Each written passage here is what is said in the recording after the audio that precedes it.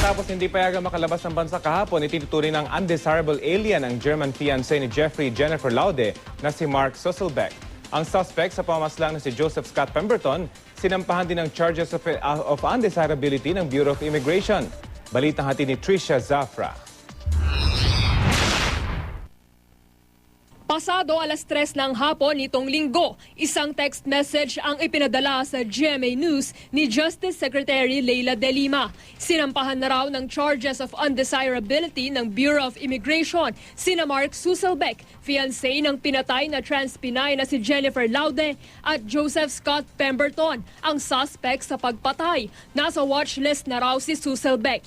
Hindi raw siya aarestuhin pero hindi siya pwedeng umalis ng Pilipinas. Pasado alas 4 ng hapon, dumating sa NAIA Terminal 1 si Susselbeck para sa kanyang biyahe pauwi sa Germany. Desidido siyang umalis at wala raw siyang alam na nasa watchlist siya ng immigration. I don't know what the procedures are.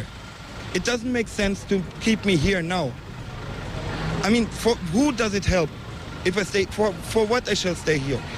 Bago mag alas 5, pumasok sa paliparan si Susselbeck.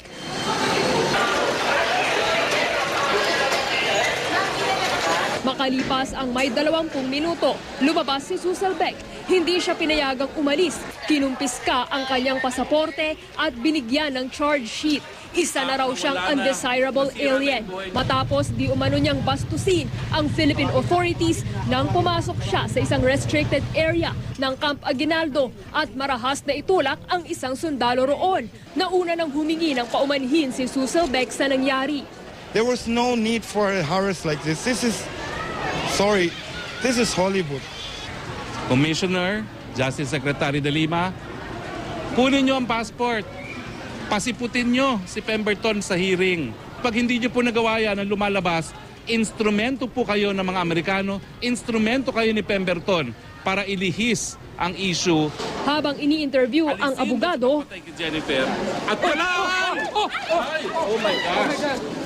tumumba si Susselbeck at tila nawala ng malay. Sabi ng umalalay na doktor, hirap itong huminga dahil sa stress. Tumawag ng ambulansya at isinugod siya sa Makati Medical Center. Trisha Zafra, GMA News.